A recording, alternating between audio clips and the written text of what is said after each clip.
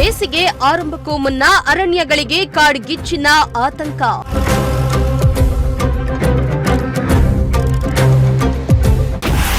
ಕಾಡ್ಗಿಚ್ಚಿನ ನಿಯಂತ್ರಣಕ್ಕೆ fire alert ಮೊರೆ ಹೋದ ಇಲಾಖೆ.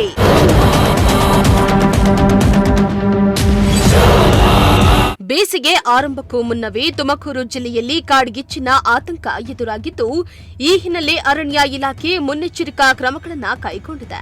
ದೇವರಾಯನದುರ್ಗ ಬೆಟ್ಟ, ಸಿದ್ದಗಂಗಾ ಬೆಟ್ಟ, ಸಿದ್ದರ ಬೆಟ್ಟ ಸೇರಿದಂತೆ ಜಿಲ್ಲೆಯ ಹಲವು ಅರಣ್ಯ ಪ್ರದೇಶಗಳಲ್ಲಿ ಪ್ರತಿ ಬೇಸಿಗೆಯಲ್ಲಿಯೂ ಕಾಡ್ಗಿಚ್ಚು ಕಾಣಿಸಿಕೊಳ್ಳುವ ಸಾಧ್ಯತೆ ಇದೆ. ಈ ಬಾರಿ ಅರಣ್ಯ ಸಂಪತ್ತಿಗೆ ಹಾನಿಯಾಗದಂತೆ ಈಗಾಗಲೇ ಸಿದ್ಧತೆ ಆರಂಭಿಸಲಾಗಿದೆ. ಫೆಬ್ರವರಿ ತಿಂಗಳ ನಂತರ ಬಿಸಿಲಿನ ತಾಪಮಾನ ಹೆಚ್ಚಾಗುವ ಸಾಧ್ಯತೆಯಿದ್ದು, ಈ ಹಿನ್ನೆಲೆಯಲ್ಲಿ ಅಗತ್ಯ ಮುನ್ನೆಚ್ಚರಿಕೆ ಕ್ರಮಗಳಿಗೆ ಅರಣ್ಯ ಇಲಾಖೆ ಒತ್ತನ್ನ ನೀಡಿದೆ.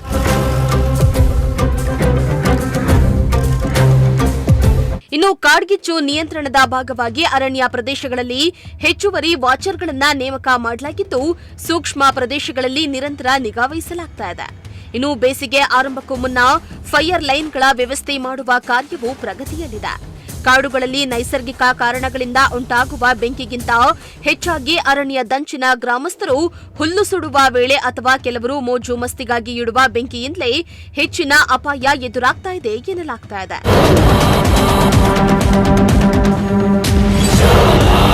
ಇನ್ನು ಈ ಹಿನ್ನೆಲೆಯಲ್ಲಿ ಕಾಡ್ಗಿಚ್ಚು ತ್ವರಿತವಾಗಿ ಪತ್ತೆ ಹಚ್ಚಿ ನಿಯಂತ್ರಿಸುವ ಉದ್ದೇಶದಿಂದ ಅರಣ್ಯ ಇಲಾಖೆ ಫೈರ್ ಅಲರ್ಟ್ ತಂತ್ರಾಂಶವನ್ನ ಬಳಸ್ತಾ ಇದೆ.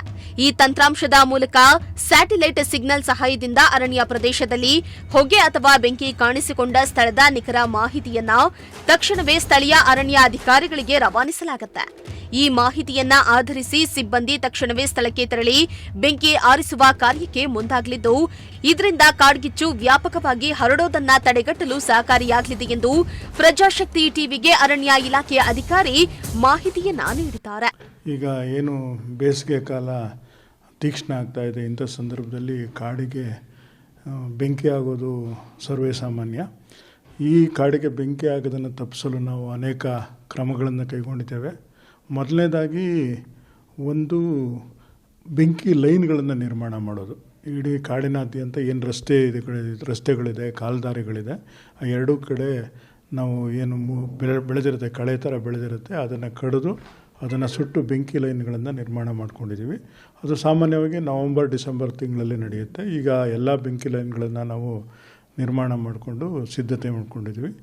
ಎರಡನೇದು ಒಂದು ತರಬೇತಿ ನೀಡೋದು ನಮ್ಮ ಸಿಬ್ಬಂದಿಗಳಿಗೆ. ಅದು ಸಾಮಾನ್ಯ ಆದರೂ ಕೂಡ ಪ್ರತಿ ವರ್ಷ ರಿಯುಜುವಿನೇಟ್ ಮಾಡೋದಕ್ಕೆ ನಾವು ಅಗ್ನಿಶಾಮಕ ದಳದವ್ರ ಜೊತೆ ಸೇರಿಕೊಂಡು ಯಾವ ರೀತಿ ನಿರ್ವಹಣೆ ಮಾಡಬೇಕು, ಮತ್ತು ಒಂದು ಫೈರ್ ಮ್ಯಾಪ್ ಅಂತ ಮಾಡಿಸ್ತೀವಿ. ಎಲ್ಲಿ ಬೆಂಕಿ ಜಾಸ್ತಿ ಆಗುತ್ತೆ, ಸೂಕ್ಷ್ಮ ಪ್ರದೇಶಗಳೇನಿದ್ದಾವೆ ಅಂಥ ಪ್ರದೇಶಗಳನ್ನ ಐಡೆಂಟಿಫೈ ಮಾಡಿಕೊಂಡು ಅಲ್ಲಿ ಯಾವ ರೀತಿ ಕ್ರಮ ಕೈಗೊಳ್ಳಬೇಕು, ಮತ್ತು ವೆಹಿಕಲ್ನ ಎಲ್ಲಿ ನಿಲ್ಲಿಸಬೇಕು, ಮತ್ತು ಏನು ಬೆಂಕಿ ವಾಚರ್ಗಳನ್ನ ತೊಗೊಂಡಿರ್ತೀವಿ ಅವರನ್ನು ಹೊಸದಾಗಿ ಬೆಂಕಿ ವಾಚರ್ಗಳನ್ನ ನೇಮ್ಕೊಂಡ್ಬಿಡ್ತೀವಿ, ಅವ್ರನ್ನೆಲ್ಲ ಎಲ್ಲಿ ಕಾಯಬೇಕು, ಮತ್ತು ವಾಹನಗಳನ್ನ ಸುಸಜ್ಜಿತವಾಗಿ ಇಟ್ಕೊಳ್ಳೋದು, ಇದ್ರ ಬಗ್ಗೆ ಎಲ್ಲ ತರಬೇತಿ ನೀಡಲಾಗುತ್ತದೆ.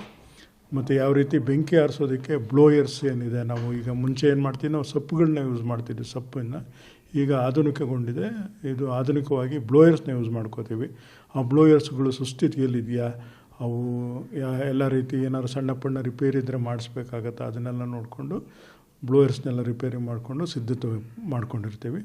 ತದನಂತರ ಈ ಕಾಡಿನ ಸುತ್ತಮುತ್ತಲಿನ ಜನಗಳಿಗೆ ಎಲ್ಲಿ ಒಂದು ಬೆಂಕಿ ಪ್ರೋನ್ಗಳ ಏರಿಯಾ ಇರುತ್ತೆ ಅವರಿಗೆ ಒಂದು ಈ ಬೀದಿ ನಾಟಕ ಅಥವಾ ಏನೋ ಒಂದು ಸಣ್ಣ ಸಣ್ಣ ಇವರಿಂದ ಏನು ಬೇರೆ ನುರಿತವರಿಂದ ಬಂದ್ಬಿಟ್ಟು ಅವ್ರಿಗೆ ಅದ್ರ ಬಗ್ಗೆ ಒಂದು ನಮ್ಮ ಸಿಬ್ಬಂದಿಗಳಿಂದನೂ ಕೂಡ ಅವ್ರಿಗೆ ಒಂದು ತಿಳುವಳಿಕೆ ಮೂಡಿಸೋ ಜಾಗೃತಿ ಕಾರ್ಯಕ್ರಮಗಳನ್ನು ಕೂಡ ನಾವು ಕೈಗೊಳ್ತಾ ಇದ್ದೀವಿ. ಇನ್ನು ಅರಣ್ಯ ಇಲಾಖೆ ಅಧಿಕಾರಿಗಳು ಸಾರ್ವಜನಿಕರು ಅರಣ್ಯ ಪ್ರದೇಶದಲ್ಲಿ ಅಥವಾ ಅರಣ್ಯ ದಂಚಿನಲ್ಲಿ ಬೆಂಕಿ ಇಡುವುದು ಕಂಡುಬಂದರೆ ಕಟ್ಟುನಿಟ್ಟಿನ ಕ್ರಮ ಕೈಗೊಳ್ಳಲಾಗುವುದೆಂದು ಎಚ್ಚರಿಕೆಯನ್ನ ನೀಡಿದ್ದಾರೆ.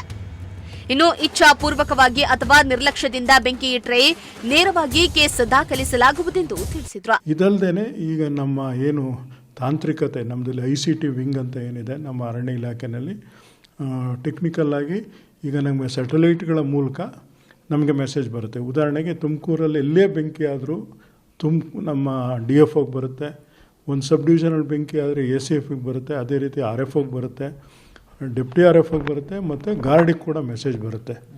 ಮುಖ್ಯವಾಗಿ ಏನಂತಂದರೆ ಫೈರ್ ಅಲರ್ಟ್ಸ್ ಬರುತ್ತೆ. ಬೆಂಕಿ ಕಾಣಿಸ್ಕೊಂಡಿದ್ದ ತಕ್ಷಣ ಸ್ಯಾಟಲೈಟ್ಗಳ ಮೂಲಕ ನಮಗೆ SMS ಬರುತ್ತೆ. ಏನಂದರೆ ಇಲ್ಲೇನಂದರೆ SMS ಬಂದಿದ್ದಾದಮೇಲೆ ನಾವು ಅಲ್ಲಿ ಹೋಗಿ, ಅಂದರೆ ಮುಂಚೆನೇ ನಮಗೆ ಗೊತ್ತಾಗಿರುತ್ತೆ, ಕೆಲವು ಸರಿ SMS ಮೂಲಕನೂ ಕೂಡ ಗೊತ್ತಾಗ್ಬೋದು. ಹೋಗಿದ ತಕ್ಷಣ ಅದನ್ನು ಆಫ್ ಮಾಡಿ ನಾವು ಇಮಿಡಿಯೇಟಾಗಿ ರಿಪೋರ್ಟ್ ಕೊಡಬೇಕಾಗತ್ತೆ, ಫೀಡ್ಬ್ಯಾಕ್ ಕೊಡಬೇಕಾಗತ್ತೆ. ಅಂದರೆ ಗಾರ್ಡು ಮತ್ತು ಡೆಪ್ಟಿ RF ಅವರು ಫೀಡ್ಬ್ಯಾಕ್ ಕೊಡಬೇಕಾಗತ್ತೆ. ಆ ಫೀಡ್ಬ್ಯಾಕ್ನ ಮಾನಿಟರ್ ಮಾಡ್ತಾರೆ. ಸೊ ಈ ರೀತಿಯಿಂದಾಗಿ ಅಲ್ಲಿ ಅಲರ್ಟ್ಸ್ ಬರುತ್ತೆ. ಆಮೇಲೆ ತುಂಬ ದೊಡ್ಡ ಬೆಂಕಿ ಆದರೆ ಅಲರ್ಟು ರೆಡ್ ಅಲರ್ಟ್ ಥರ ಬರುತ್ತೆ, ಅಂದರೆ ಜಾಸ್ತಿ ಬೆಂಕಿ ಆದರೆ. ಈ ರೀತಿ ನಾವು ಕಾಡನ್ನು ಬೆಂಕಿಯಿಂದ ಕಾಪಾಡೋದಕ್ಕೆ ಸಂಪೂರ್ಣವಾಗಿ ಸನ್ನದ್ಧರಾಗಿದ್ದೀವಿ. ಆದಷ್ಟು ಎಲ್ಲಿ ಅಲ್ಲಲ್ಲಿ ಬೆಂಕಿ ಆದರೂ ಕೂಡ ಅದು ಹೆಚ್ಚಿನ ಪ್ರಮಾಣದಲ್ಲಿ ಹೋಗದಂತೆ ಕಡಿಮೆ ಪ್ರಮಾಣದಲ್ಲಿ ಅದನ್ನು ನಂದಿಸಿ ಇದನ್ನು ಮಾಡ್ತೀವಿ. ಸಾರ್ವಜನಿಕರಿಗೆ ನೇರವಾಗಿ ಬೆಂಕಿ ಅದು ಅವಕಾಶ ಇದೆಯಾ ಅಂತ?